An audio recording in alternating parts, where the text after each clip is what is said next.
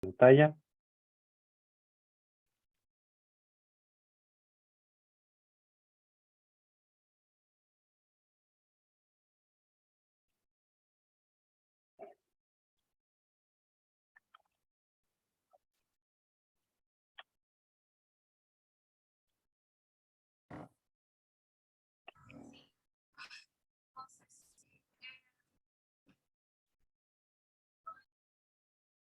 Ya.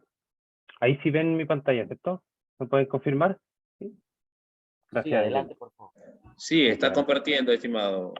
Bueno, quisiera partir por, ya el título de mi presentación la han mencionado.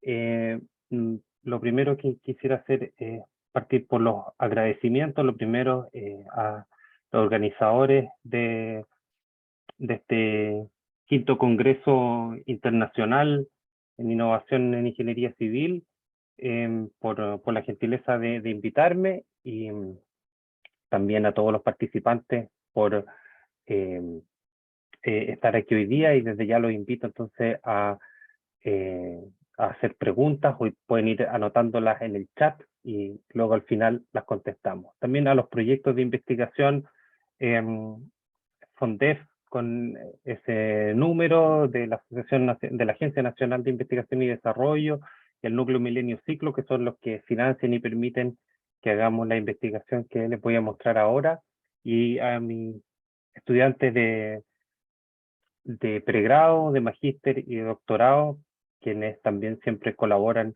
en estos esfuerzos. Me pedía que tú pusieras esto que ya han mencionado, digamos, solamente mencionar que junto a mis alumnos hacemos investigación que va más allá de lo que les voy a mostrar hoy día. Está toda centrada en general en geotecnia sísmica, en cosas que tienen que ver con suelos y terremotos, ¿no? Tenemos un número importante de proyectos de investigación en los que participa nuestro grupo, y el,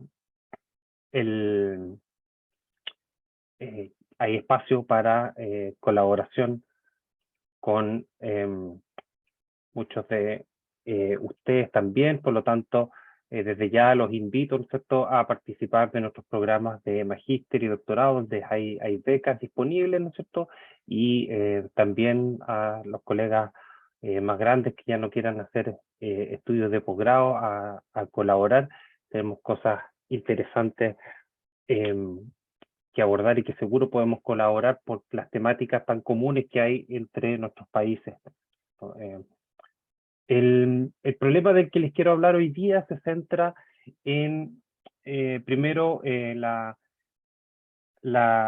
situación sísmica de nuestro continente, pero que también lo comparten otros lugares, como por ejemplo Japón o Cascadia en el norte de Estados Unidos, y el oeste de Canadá. Eh, los terremotos que ocurren en esta zona, ¿no es cierto?, en la interfaz entre las placas tectónicas que subducta y la placa continental, tienen una característica que es como esta de acá. Esto es un registro de aceleraciones, ¿no es cierto?, que en este caso es uno del terremoto del Maule del 2010, pero podría ser uno como el de Pedernales, ¿no es cierto?, o como el de Ica en Perú, ¿no es cierto?, o como el de Iquique en Chile también, ¿no es cierto? Son todos terremotos que tienen una larga duración, y además una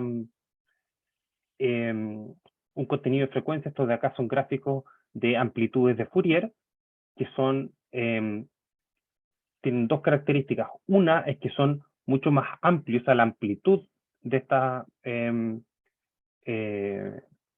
frecuencia, ¿no es cierto?, la amplitud de la onda en cada una de las frecuencias es mucho mayor que en el caso de los terremotos corticales, que son los que ocurren en la corteza, en la parte superior, y que tienen esta otra característica. Estos terremotos mucho más cortos. Estas escalas no se alcanzan a leer, pero son la misma escala, tanto en tiempo como en aceleraciones. Las amplitudes máximas sí son totalmente comparables entre los terremotos que ocurren en California, en terremotos que son de corteza, las amplitudes son muy comparables. Sin embargo, la duración y las características en frecuencia son muy distintas. Por lo tanto, el input que tenemos para nuestras estructuras, en este caso para el suelo, es muy, muy diferente para uno y otro. ¿Qué consecuencia tiene esto? Una muy importante, que es que las metodologías que ocupamos nosotros y que también ocupan el resto del mundo para calcular el inicio de la licuación y subsecuentemente las deformaciones y daños sobre las estructuras producto de la licuación en suelos, son métodos semi-empíricos en general. Y estos métodos semi-empíricos quiere decir que están basados en evidencia registrada y medida en terremotos y en sitios que han sido susceptibles de licuación o no. Entonces, en esta imagen de acá están los métodos que, en este caso es de Boulanger e Idris, ¿no es cierto? Pero esto es similar a cualquiera de los otros métodos que ustedes pueden conocer. Son todas más o menos iguales estas curvas, ¿no es cierto? Y estas curvas lo que hacen es separar los puntos que sí licúan, los sitios que sí licuaron, de los que no licuaron. Y sí hay algún error, pero es pequeño, ¿no es cierto? Un error del orden del 9%, y si es que ocupamos esas mismas metodologías, pero con los datos de las zonas de subducción, en este caso con la zona, son datos de Chile, pero si ocupamos los datos de Japón, por ejemplo, del terremoto de Tohoku, este error es aún mayor, ¿no? Y tenemos una colaboración con el profesor Kataoka de Japón justamente para continuar colaborando en este tema.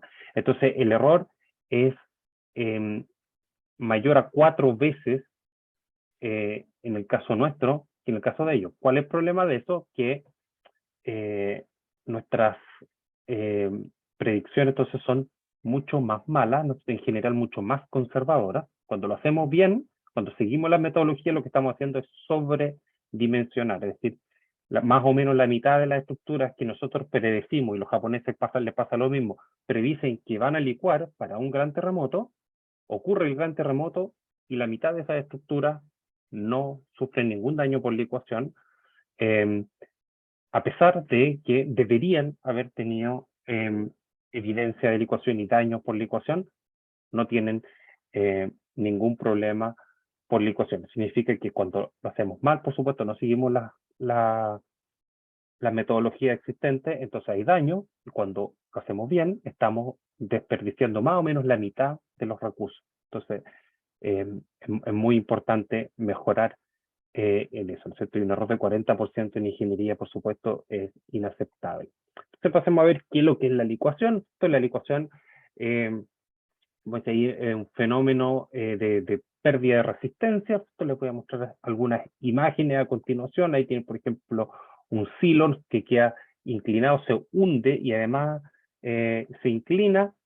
La licuación puede ocurrir de distintas maneras, ¿no es cierto? La que más nos importa a nosotros es la que viene producto de los terremotos, ¿no es cierto? Pero tiene que cumplirse algunas características, como por ejemplo suelos en general arenosos y sueltos, ¿no es cierto? Que tengan un contenido de fino relativamente bajo, una plasticidad baja también, son suelos saturados en general, y con una capacidad de drenaje limitada, ¿no? Y los finos de carácter contractivo.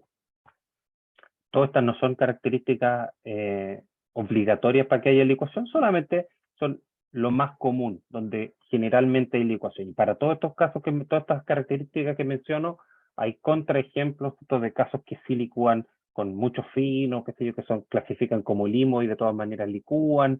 Todas esas cosas hay y las podemos discutir después. Solamente quiero decir las cosas más generales que, de la licuación para después ir a cosas más particulares. Siguiendo con esto, por ejemplo, aquí el caso de un tranque de relaves mineros, ¿cierto? Jales se llaman en otros lugares, ¿cierto? De residuos mineros.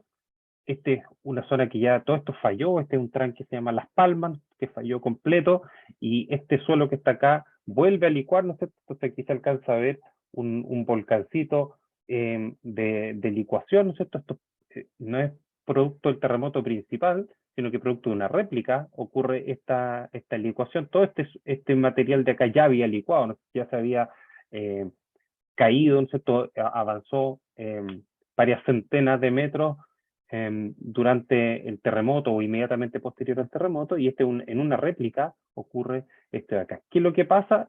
Tenemos suelos, estos dibujitos a mano que pretenden ser las partículas de suelo, esos círculos, y al medio hay agua.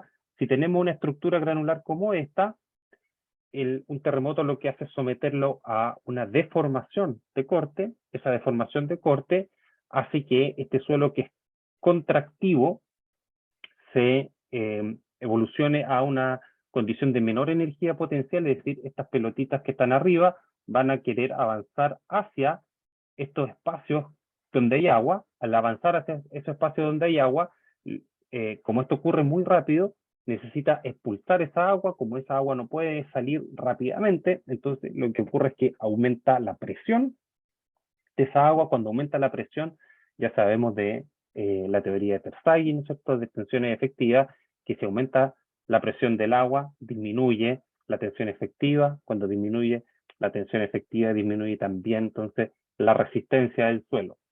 Si tenemos al revés un suelo que es denso, ¿no es cierto?, que tiene una estructura granular compacta, cuando yo lo someta a corte, lo que va a pasar es que estas pelotitas van a querer rodar encima de las que están abajo. Al rodar encima de las que están abajo, va a generar un efecto de dilatancia, entonces van a querer levantar, y al producir ese levantamiento, entonces tratar de levantarse, para poder levantarse lo que necesita ahora es succionar agua para llenar los vacíos con agua, porque solo está 100% saturado, ¿no es cierto? Es la hipótesis. Y nuevamente, como ocurre muy rápido esto, ¿no es cierto?, no puede llenarlas, pero el efecto que tiene, ¿no es cierto?, es de una presión de poros negativa, ¿no es cierto? Entonces el cambio, por se dice delta U, el cambio en la presión de poro o la presión neutra, esto es negativo. Y la consecuencia de eso es que la resistencia, en vez de disminuir, aumenta. Entonces durante un terremoto, la resistencia de un suelo saturado o cerca de la saturación puede disminuir en el caso que sea un suelo suelto, o puede aumentar en el caso que sea un suelo dilatante, un suelo más denso. Entonces, en todos estos casos que les muestro acá, son situaciones en las que teníamos presencia de suelos justamente contractivos, ¿no es cierto?, los primeros, ¿no es cierto?, que donde los granitos de suelo estaban ubicados uno encima del otro, ¿no es cierto?, para ejemplificar, de manera que cuando se sometió a corte por los esfuerzos del terremoto, entonces la presión del agua aumentó, la tensión efectiva disminuyó, y al disminuir la tensión efectiva, entonces disminuyó la resistencia, no a cero, pero suficiente para que las tensiones estáticas del suelo sean mayores que la resistencia del suelo, y por lo tanto se produce en este caso un corrimiento lateral, que va en la dirección de la pendiente del suelo, que en este caso no son pendientes muy fuertes, ¿no es cierto?, pero suficiente para causar muchos daños. Ahí está el profesor Pedro Arduino, está haciendo un reconocimiento del terremoto. Este es otro caso, ¿no es cierto?, en Illapel, ¿no es cierto?, para el terremoto de 2015, y hay muchísimos casos de estos, ¿no es cierto?, en diferentes lugares, ¿no es cierto?, del mundo, no solamente en zonas de subducción, en todos lados, ¿no es cierto?, ocurren estos problemas. Recalcar entonces que la licuación es un problema de los más importantes por la cantidad de daños que produce, ¿no es cierto? Justo después de un tsunami, que no ocurren los tsunamis en todos los terremotos, la licuación es la mayor causa de daños producto de un terremoto. Y por lo tanto diseñar bien nuestras estructuras para evitar daños por licuación es gravitante, ¿cierto? Y el otro problema de esto es que mejorar los suelos o diseñar estructuras para que sean capaces de soportar la licuación suele ser muy, muy oneroso. Es muy caro realizar estas mejoras. Entonces, la manera tradicional de evaluar esto, ¿no es cierto?, es siguiendo los trabajos seminales del profesor Bolton Sibb, ¿cierto? Junto a Ed Idris, en la Universidad de Berkeley, ¿no es cierto? Y han habido muchísimos trabajos después, tal vez el más famoso, el trabajo liderado por el profesor Leslie Youd en 2001, ¿no es cierto? Donde hicieron un workshop con muchos otros investigadores, donde proponen una separación como esta que está acá, en la que nuevamente tienen data empírica de sitios que sí licúan, de sitios que no licúan, por aquí tienen la resistencia del suelo, ¿no es cierto? Y aquí tienen una manera de estimar la demanda, ¿no es cierto? Y calculan un factor de seguridad dividiendo la resistencia cíclica del suelo, determinada por CRR, y dividida por el CSR, que es la demanda de corte del suelo. Entonces, esta demanda, primero, es importante entender esto. A lo mejor algunos de ustedes hacen estos cálculos o los han hecho, pero yo soy profesor, ¿no es cierto? Me doy cuenta que hay muchas veces la gente no sabe bien qué es lo que está haciendo, aunque lo haga bien, pero no entiende bien qué es lo que está haciendo, y es muy relevante entender esto. ¿Qué es lo que la demanda de corte? ¿Qué es lo que es? El esfuerzo de corte normalizado por la tensión efectiva. Y el esfuerzo de corte promedio, ¿cierto? Lo calcula como el esfuerzo de corte que ocurre acá en la base, en alguna profundidad del suelo, ¿no es cierto? Esto, primero que todo, en superficie no puede haber licuación, nunca, porque no tiene suelo arriba. Si no tiene suelo arriba, entonces no hay masa. Si no hay masa, entonces no hay nada que acelere, por lo tanto, no hay esfuerzo de corte. El esfuerzo de corte lo calcula como una fuerza dividida por un área. Entonces, si es que no hay masa, no hay fuerza. Si no hay fuerza, no hay esfuerzo de corte, por lo tanto, esto se puede mover a una aceleración de 10 G si usted quiere, y no puede haber licuación en superficie. Ahora, si usted se mueve 1 centímetro hacia abajo, ahí ya puede haber licuación. ¿Sí? Pero en superficie, no puede, ¿cierto? Más abajo tiene que ocurrir, porque tiene que haber masa que acelere. Y así es como calcula esto. Entonces, lo primero es pensar en una masa rígida, un volumen rígido. Ese volumen tiene una masa, lo multiplica por G para el peso, y lo acelera con la aceleración máxima de superficie, y asume que esa aceleración es idéntica en todos lados, y esa aceleración entonces avanza acá, y la masa por esa aceleración multiplicado por, dividido por la sección transversal, ¿no? Es su esfuerzo de corte. Eso está expresado en esta ecuación de acá, en la que está multiplicado por un 0,65, que ese 0,65 lo que quiere hacer es que, decir, que como queríamos el promedio, entonces, en vez de calcular realmente el promedio, lo que vamos a hacer es decir que el 65% de lo máximo, del esfuerzo de corte máximo, es el promedio. Lo cual, por supuesto, no es cierto, pero es la aproximación a la que llegaron en los años 70 el profesor Sibb, como decía, y se ha seguido utilizando hasta el día de hoy. Vamos a ver que eso se puede mejorar, pero eso es lo que se hace hasta ahora, ¿no es cierto? Y después se multiplica por otros factores, como por ejemplo este RD, ¿no es cierto?, que tiene que ver con la flexibilidad del suelo, ¿no es cierto? Entonces, en vez de asumir que es rígido, ¿no es cierto?, hasta primero asume que es rígido y después dice, bueno, pero en realidad no es tan rígido, ¿no es cierto? Entonces la aceleración máxima no puede ser la misma arriba que más abajo, ¿no es cierto? Entonces modifica la aceleración máxima por este factor RD, ¿no es cierto? Entonces su CSR, que es la demanda de corte, va a estar modificada por ese factor.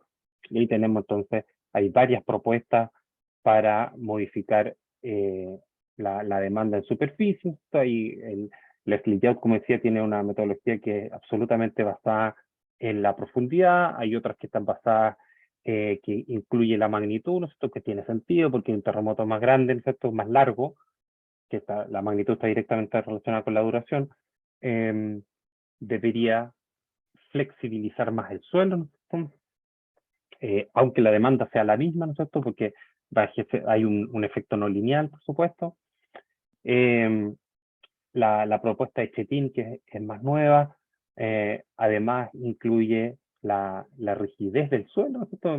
Parametrizar con este parámetro DS12, ¿no es cierto? Que es la velocidad de onda de corte en los 12 metros superficiales, y también hace una diferencia entre profundidades menores a 20 metros y mayores a 20 metros, que por cierto, no lo voy a cubrir acá, pero la licuación no solamente puede, sino que sí ocurre, ¿no es cierto?, a profundidades mucho mayores que 20 metros. Solamente que es raro que tenga efecto en superficie, pero no quiere decir que no ocurra. Entonces, la ocurrencia de la licuación tiene dos partes. Una parte es la demanda, cuánta deformación de corte, ¿no es cierto?, que podemos parametrizar como, o asociar a la demanda de esfuerzo de corte también, hay en el sitio. Si es que no hay demanda de corte, entonces por supuesto no hay licuación. Y entre más demanda de corte haya, entonces más licuación puede haber. Y la otra parte es la capacidad del suelo. Cuánto resiste el suelo, si es más contractivo, como las primeras pelotitas que le mostré, ¿no es cierto? O más dilatante, como las segundas que le mostré. Por supuesto, en un suelo real hay una variación infinita de esas cosas, y de hecho en el mismo suelo va a variar entre un punto y otro. También materia para discutir después en las preguntas, si es que hay tiempo. Respecto a la demanda, entonces, hay varias maneras de determinar esta demanda que necesitan estos métodos que les mostré ahora, ¿cierto? Que necesita solamente la aceleración máxima y la magnitud del terremoto. Una alternativa es con análisis probabilístico de peligro sísmico. Otra alternativa es con análisis de respuesta de sitio, que suele integrarse a esto de acá arriba, a los primeros, ¿no? O con análisis determinísticos de peligro sísmico, que está principalmente recomendado para sitios con casos historia ahí mismo. Entonces déjenme ir rápidamente por cada uno de ellos, ¿no es cierto? El primero, un análisis probabilístico, es un análisis que incluye un análisis de la sismicidad de la zona, ¿no es cierto?, de la recurrencia de cada una de las fuentes sismogénicas, de la ubicación respecto de nuestro sitio, la distribución de distancias entre las distintas posibilidades que haya, y por supuesto la probabilidad de que ocurra un terremoto en cada una de esas fuentes sismogénicas. Consideramos toda la interacción que hay entre la fuente, la trayectoria y sitio, ¿no es cierto? Parametrizamos esas demandas con modelos predictivos, ¿no es cierto?, como estos que están acá, ¿no es cierto?, que se les llamaba antes leyes de atenuación, después GMPE, GMPM, ahora últimamente GMM, pero en caso da lo mismo, ¿no es cierto? Son modelos que, basados en las características de los terremotos, las distancias, la zona de ruptura, la magnitud, etcétera, las características del sitio, van a producir espectros o valores de intensidad en superficie. A eso le sumamos las características del sitio, nosotros, que pueden tener respuestas lineales o no lineales. En nuestro caso, como estamos hablando de la ecuación, va a ser generalmente no lineal.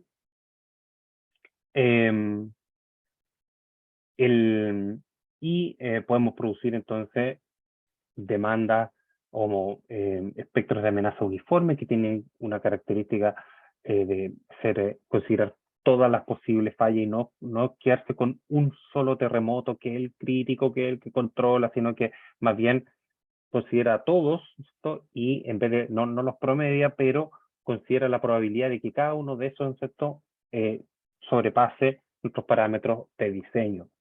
Un análisis probabilístico de este tipo, ¿no es cierto?, se puede desagregar, se puede uno sacarle al análisis de peligro, bueno, para ese valor de aceleración máxima, que en este caso, por ejemplo, es 0,64 G, ¿cuál es el evento que lo controla? Entonces, en promedio, este sería un terremoto de 7,6, ¿no es cierto? Eso quiere decir que en mi sitio pueden haber terremotos más chiquititos que generen 0,64 G, y también terremotos más grandes. Pueden ocurrir terremotos de magnitud 9, inclusive mayor que 9, ¿no?, y que también van a generar más que 0,64 G, en algunos casos bastante más que 0,64 G, pero la probabilidad de que esos ocurran es muy bajita, y por eso es que la combinación que es más probable que genere este 0,64G, ¿no es cierto? O más que eso, que le exceda, ¿no es cierto? Son terremotos de magnitud que están acá como entre 7 y 8, ¿no es cierto? En este caso, 7,6. Y lo mismo ocurre para las distancias, porque hay eventos distintos en distintos lugares, ¿no es cierto? Porque son distintas fuentes sismogénicas. Lo importante es que para la ecuación es que podemos ocupar estos valores emanados de un estudio de amenaza sísmica más riguroso, junto con la magnitud, ¿no es cierto? Y si que necesitamos otros parámetros sismológicos, también pueden salir de este tipo de análisis. La respuesta de sitio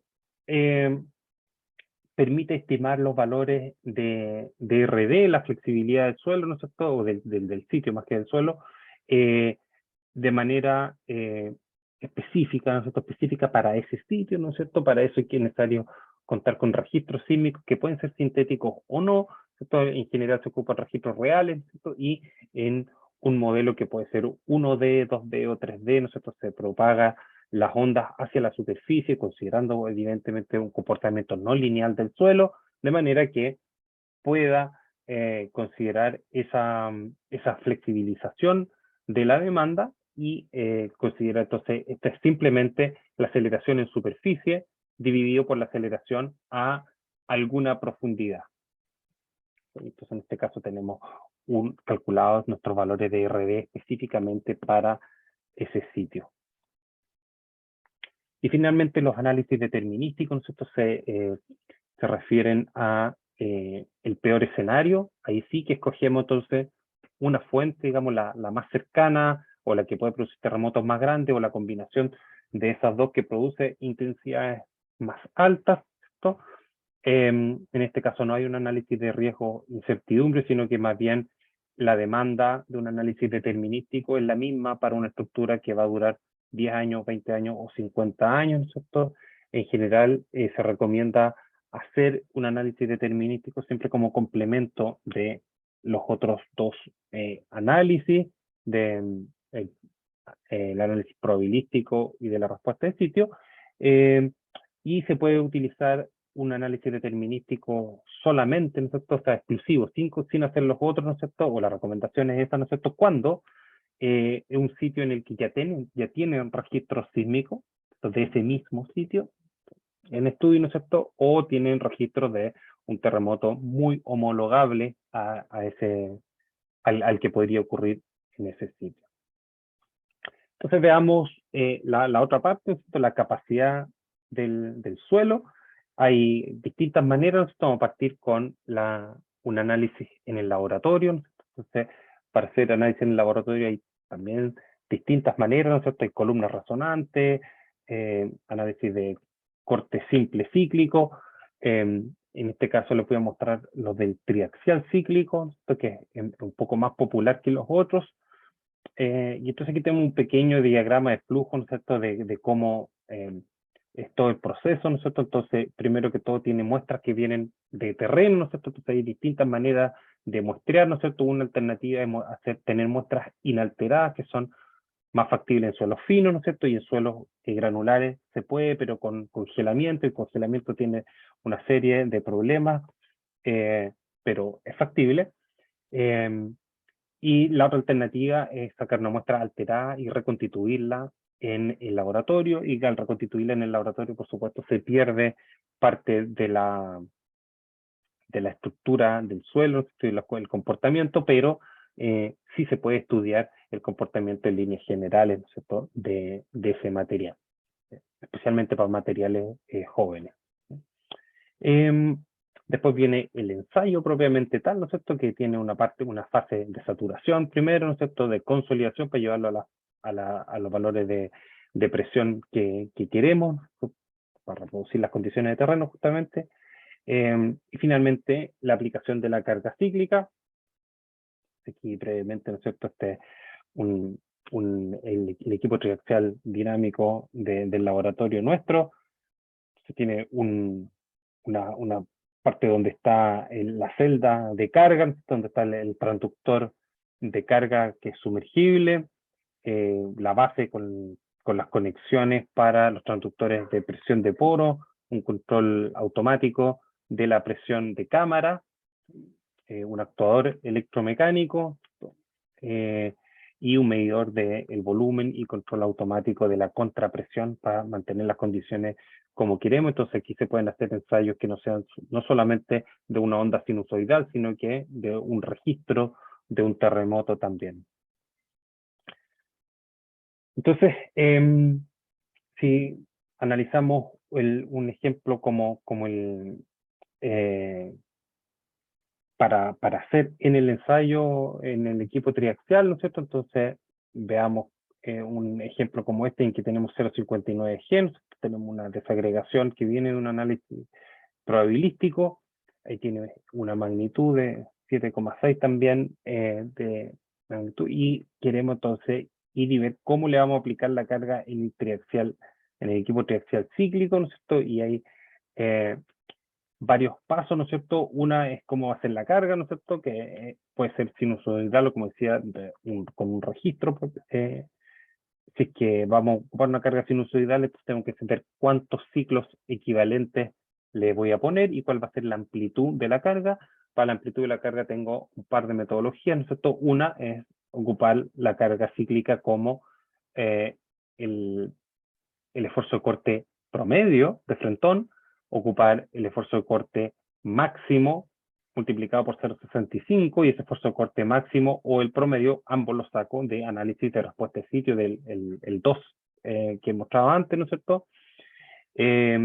O puede ocupar el método simplificado, que es ocupando el 0,59G que tenía de mi análisis probabilístico, saco directamente la aceleración máxima, ¿no es cierto? La pongo en la ecuación de psi de Iris original, ¿no es cierto? Entonces, y de ahí calculo entonces mi esfuerzo de corte cíclico, y ese esfuerzo de corte lo puedo poner directamente en el equipo triaxial. Para estimar el número de ciclos equivalentes, ¿no es cierto? Entonces necesito la magnitud del terremoto, como en este caso tengo un terremoto de magnitud 7,6, entonces eso tendría 16 ciclos equivalentes en promedio, de acuerdo a la metodología de SID del 85, 75, perdón, y tiene entonces una desviación estándar que pueden ir entre 8 y 24, en este caso entonces le vamos a hacer 24 ciclos, porque si hacemos menos, no vamos a ver cuántos más, pero si hacemos 24 ciclos, por supuesto podemos evaluar qué pasó a los 16 o qué pasó a los 8 ciclos, ¿no es cierto? Y también lo hacemos para el terremoto máximo observado en ese sitio, ¿no es cierto? Y en este caso es una magnitud 8,8, y aquí ya hay que extrapolar, y al extrapolar nos da un límite superior de 51 ciclos. Por lo tanto, vamos a darle 51 ciclos. Y con nuestro 0,59 podemos calcular la razón de esfuerzo cíclico, como veíamos antes, ¿no es cierto? Que es nuestro 0,467, y podemos entonces ensayar. Una vez que ensayemos, tenemos que ver qué significan los resultados, y para ver qué significan los resultados tenemos nuevamente algunas metodologías, ¿no es cierto? Una es basada en el aumento de las presiones de poro, si es que un factor RU, que es, debería puesto la ecuación acá, pero es delta U, o sea, el incremento de presión de poro, dividido por la tensión vertical efectiva inicial. Entonces, si eso es más que 0,9, o sea, el incremento de presiones de poro llega al 90% de las tensiones efectivas iniciales, la resistencia ha bajado muchísimo, entonces se considera que el suelo está licuado. Otras alternativas basadas en deformación pueden ser que el 5% de la doble amplitud de la deformación axial, si se llega al 5% de la altura de la probeta en deformación axial, esto en la doble amplitud, cuando sube y baja el vástago del equipo triaxial, entonces se entiende que ya llegó a la ecuación, o un 3% de la deformación de corte. Entonces, si es que ocupamos el criterio de el RU mayor que 0,9, entonces para los ciclos, aquí teníamos los 16 ciclos, que era el promedio para 7,6, magnitud 7,6. Entonces el suelo no llega a un RU de 0,9, por lo tanto no licúa, ¿no es cierto? Y de hecho el número ahí está superior a 20, ¿no es cierto? De número de ciclos equivalente donde no alcanza a producir licuación, ¿no es cierto? Y de ahí en adelante, entonces sí, ya llega a 0,9 y por lo tanto de aquí para adelante, ¿no es cierto? Entonces el suelo licua, ¿no es cierto? Entonces nuestro número de ciclos equivalente que produce licuación en este caso, en este suelo, en estas condiciones, es 21. Para el criterio de doble amplitud podemos hacer lo mismo, ¿no es cierto? Y ahí están marcados con líneas segmentadas rojas cuando llega a el 5%, porque tiene 2,5 hacia abajo, 2,5 hacia arriba, de manera que si llega a esta deformación, entonces se considera licuación. Aquí el número de ciclo equivalente necesario para llegar a este nivel de deformación es de 27,5 ciclos. Y de ahí en adelante el suelo sí ha licuado. Para efectos de diseño, de ingeniería, ¿no es cierto? Se puede obtener también la capacidad residual, ¿no es cierto? Y hay un montón de metodologías que no voy a abordar aquí, ¿no es cierto? Pero que tienen que ver con cómo estimar esos valores de resistencia residual posterior a la licuación, ¿no es cierto?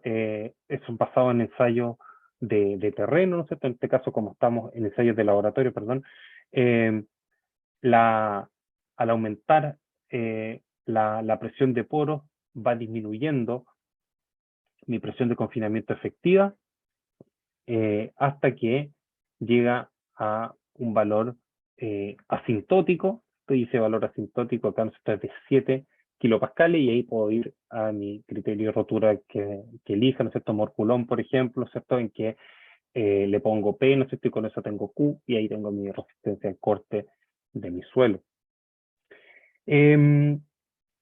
Un análisis de licuación en general, ¿no es cierto? Debería ser un análisis multi-enfoque, ¿no es cierto? En el que veamos estos distintos partes, ¿no es cierto? Uno son los antecedentes geofísicos, ¿cierto? Porque la rigidez del suelo es importante por dos cosas importantes, porque entre más rígido, ¿no es cierto?, menos demanda va a tener, más blando, más demanda va a tener, pero además porque la rigidez hace que y las diferencias de rigidez van a afectar justamente a los esfuerzos internos que son los que producen finalmente la licuación. Entonces, los testes geofísicos los vamos a caracterizar como una frecuencia fundamental que medimos con un instrumento triaxial generalmente, ¿no es cierto?, una curva de dispersión, la medimos con varios equipos, ¿no es cierto?, un perfil de BSUS que lo podemos sacar de la curva de dispersión o de mediciones directas como tipo cross-hole, down-hole o este up-hole, cualquiera de esos. Estrategia técnicos, por supuesto, ¿no es cierto? Un ensayo SPT, ¿no es cierto? Con el número de golpes, de penetración estándar, ¿no es cierto? Granulometría, ensayo CPT, ¿no? De penetración de cono, evidentemente límites de ATE, pero especialmente el límite líquido, ¿no es cierto? La humedad, que tiene que ver con la densidad, contenido de fino, la resistencia al corte cíclico. Y, por supuesto, la demanda sísmica, ¿no es cierto? Si la demanda es cero, ya dijimos, ¿no es cierto? Entonces no hay licuación, no hay ningún problema, aunque todas estas cosas sea muy proclive la licuación, si es que no hay demanda, entonces no pasa nada. Y al revés también, si esto es un sitio muy competente, pero la demanda es muy alta, ¿no es cierto? Entonces tiene toda la probabilidad de que sí tenga daño de todas maneras.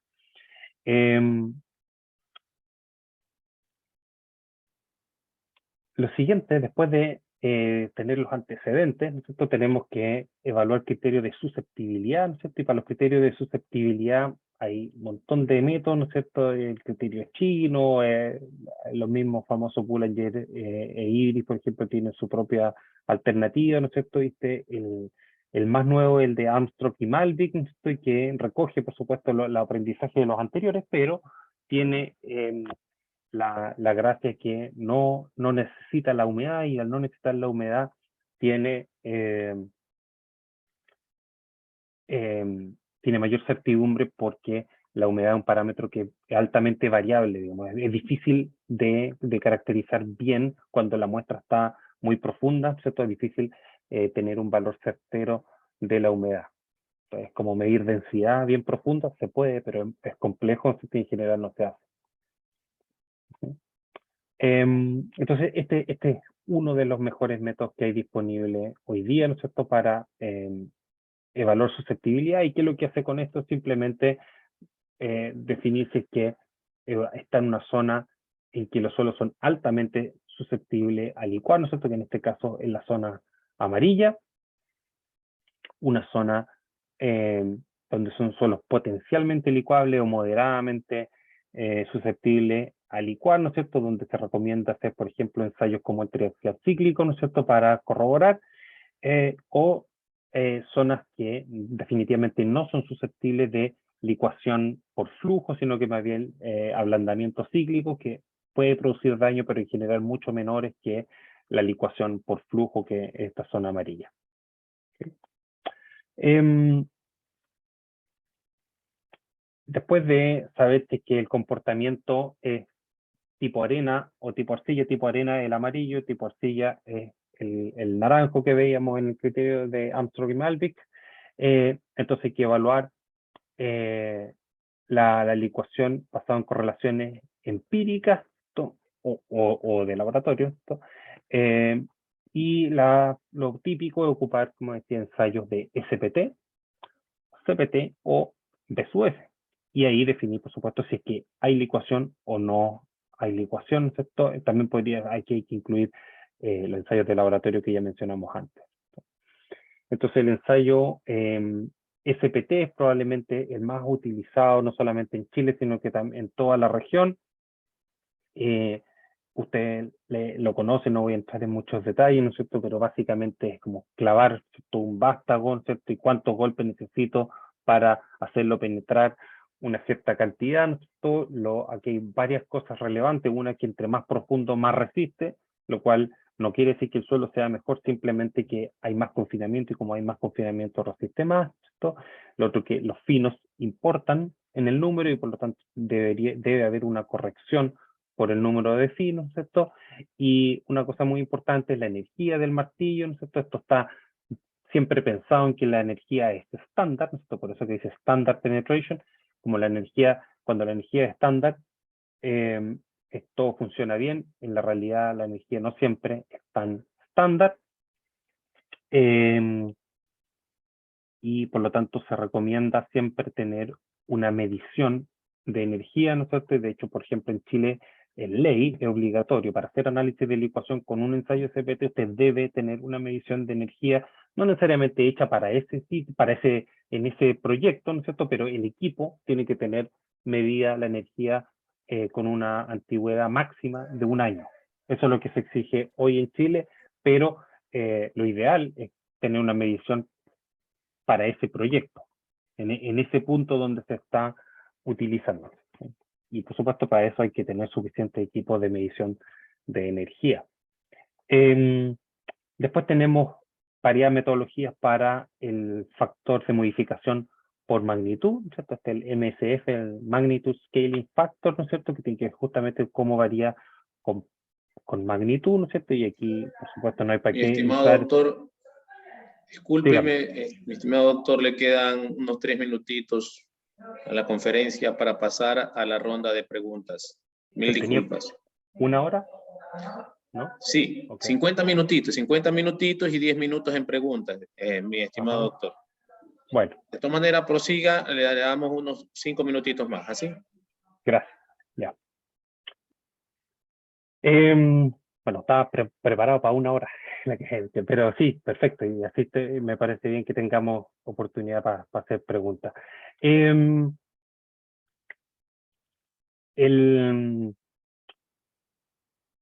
Estoy acá.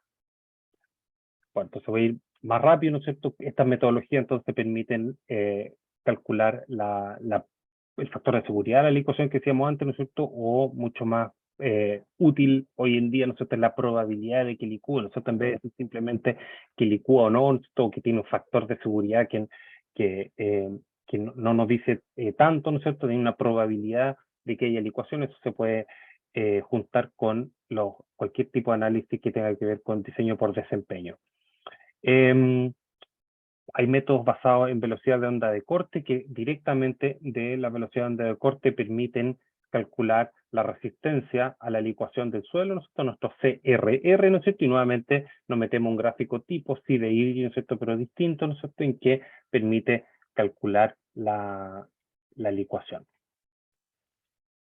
El equipo CPT, ¿cierto?, es mucho mejor que el equipo SPT, pero menos prevalente en nuestro medio, ¿no es cierto? De todas maneras,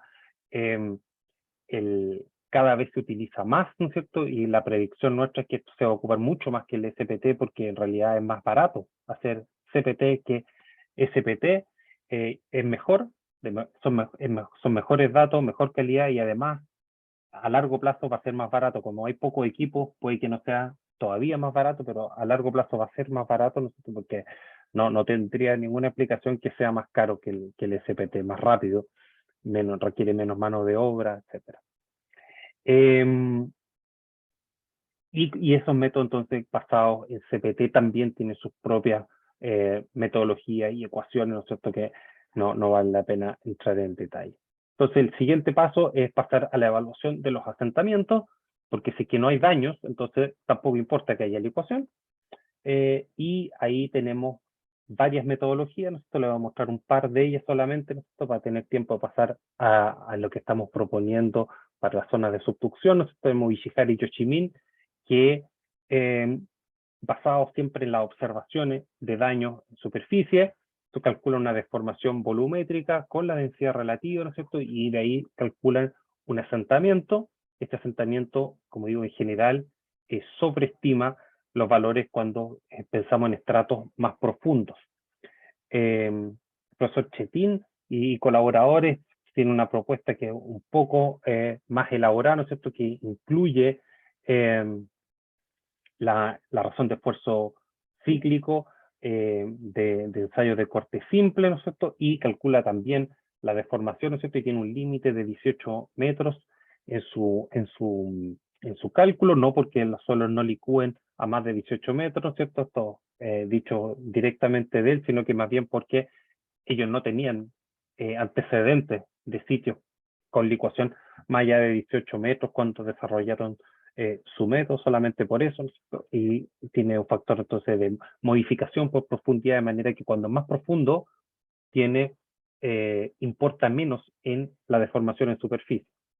Aunque se deforme lo mismo, pero si el estrato es más profundo, entonces importa menos hacia la superficie, y por eso tiene este factor de influencia el DFI.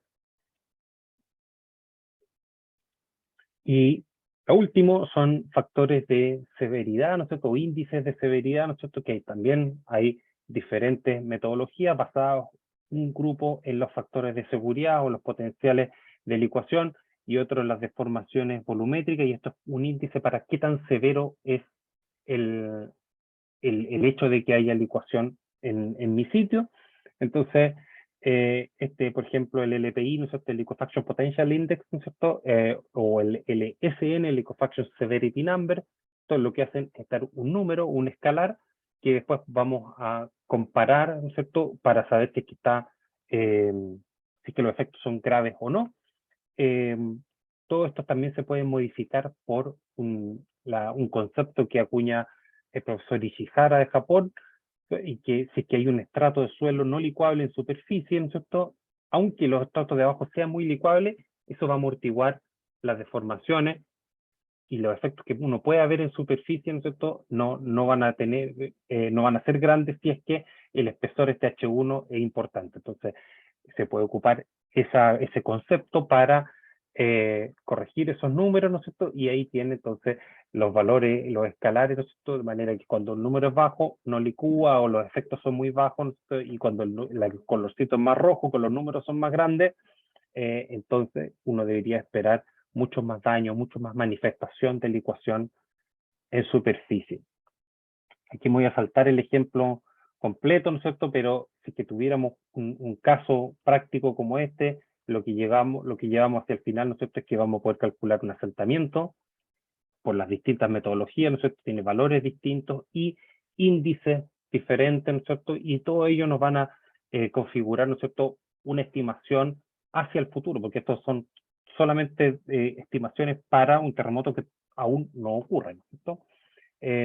Y aquí podríamos decir entonces que probablemente la propuesta de Ishihara y Yoshimin, ¿no es cierto?, nos va a dar un asentamiento que es un poco grande, ¿no es cierto?, pensando en que todos los LPI, LSN, etcétera, ¿no es cierto?, nos dicen que tiene pocas posibilidades de licuar.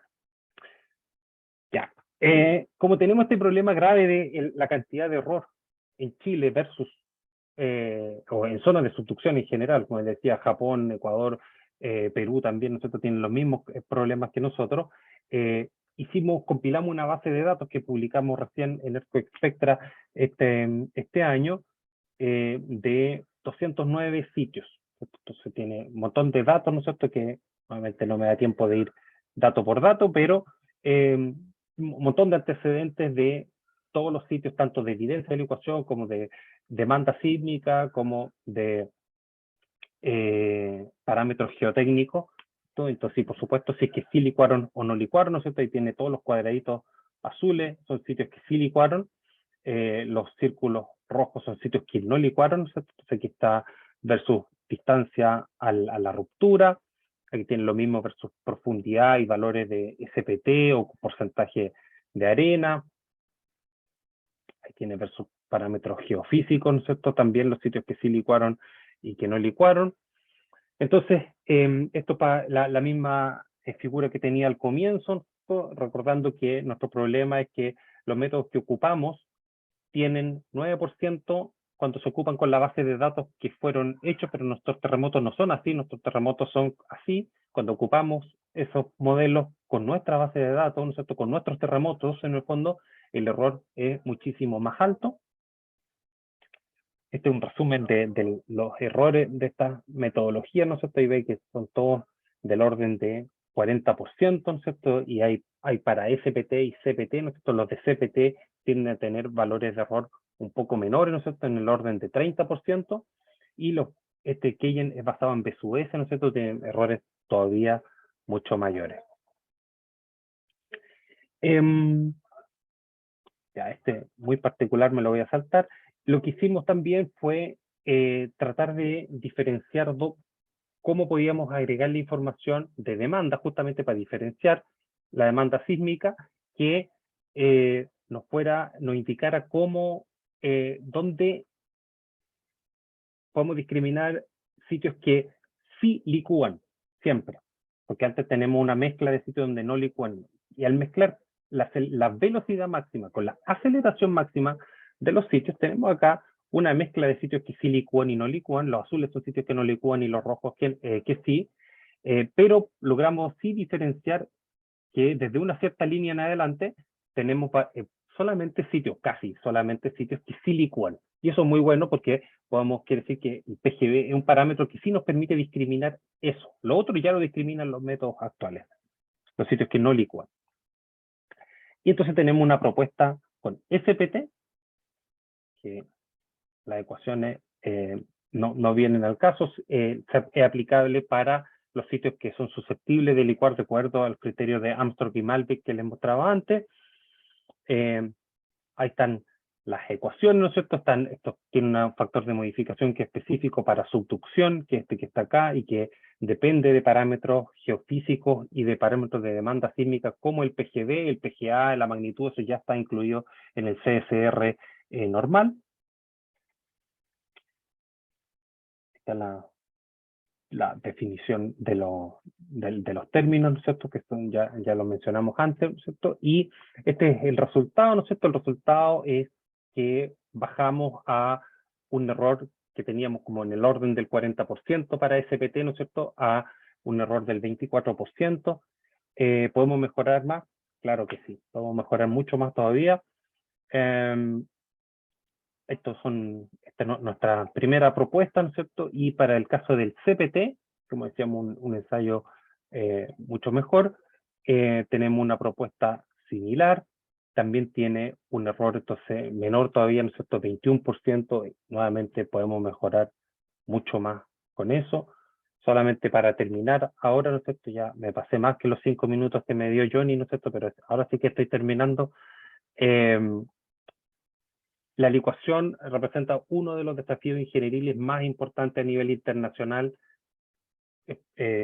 para zonas que están afectadas a terremotos, porque causa muchos daños, porque mitigarlo cuesta muchísimo dinero, ¿no es cierto? Y por lo tanto, cuando se quiere hacer bien, por ejemplo, una estructura portuaria, una infraestructura crítica en general, ¿no es cierto? Muchas veces el costo de mitigar los efectos de la licuación significan demandas de dinero muy, muy elevadas, ¿no es cierto? Y que, como decía, más o menos en la mitad de los casos no sería necesaria. Todo sería necesaria una inversión mucho menor, sí, para mitigar la ecuación, pero mucho menor porque las estimaciones que tenemos hoy en día, ¿no es cierto?, son demasiado grandes. Eso, termino ahí, ¿cierto?, con los agradecimientos, ¿no es cierto?, a los organizadores nuevamente, a empresas que nos han apoyado como Gensi Ingeniería, al ciclo sísmico zonas de subducción, ahí está la página web, los proyectos de investigación, y les dejo mi correo que está ahí abajo en gmontalva@rodec.cl por si tienen alguna pregunta. Muchas gracias. Bien, si le agradece, mi estimado doctor Gonzalo Montalva. En todo caso, pasamos a la ronda de preguntas. En este momento, si alguien tiene que hacer alguna pregunta, por favor, enviarla por el chat o alzar la mano para poder realizarla.